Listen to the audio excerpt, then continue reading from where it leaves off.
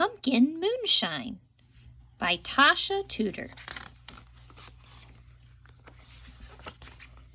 Sylvie Ann was visiting her grandmummy in Connecticut. It was Halloween and Sylvie wanted to make a pumpkin moonshine, so she put on her bonnet and started out for the cornfield to find the very finest and largest pumpkin. The cornfield was on top of the hill, quite away from the house, so Sylvie took Wiggy for company. The hill was very steep. It made Sylvie and Wiggy puff like steam engines. When they reached the field, Sylvie looked among the shocks of corn for the very fattest pumpkin. Way across the field she found such a fine one.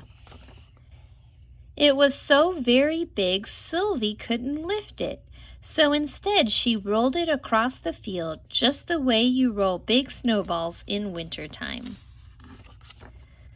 But when Sylvie and Wiggy and the pumpkin came to the edge of the field where the ground sloped down into the barnyard below, the pumpkin began running away. It leapt over stones and bushes. Bumpty, bump, bump, faster, faster, down the hill with Sylvie and Wiggy rushing after it. It frightened the goats. It terrified the hens. It enraged the geese as it tore into the barnyard at a truly dreadful speed. But worst of all, it bumped right into Mr. Himmelscamp, who was carrying a pail full of whitewash.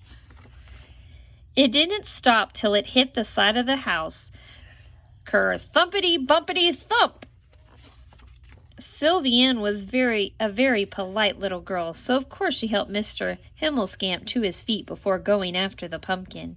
She apologized to the goats and poultry, too. Then Sylvie went to her grandpop and told him what happened, so he came out and cut the top off that runaway pumpkin. Sylvie scooped all the seeds and pulp out. Then Grandpop made eyes and a nose and a big grinning mouth with horrid crooked teeth. It was evening by then, so they put a lighted candle inside the pumpkin to make him look as fierce and horrid as all true pumpkin moonshines should. Sylvie and Grandpop put the pumpkin moonshine on the front gate post. Then they hid in the bushes to watch how terrified the passers-by would be at the sight of this fierce pumpkin moonshine. They had a wonderful time. Sylvie Ann saved the pumpkin seeds. Next spring she planted them. The vines grew up and ran all over the cornfield with lots of pumpkins on them, just waiting to be made into pumpkin pies and pumpkin moonshines to please good little girls like Sylvie Ann. The end.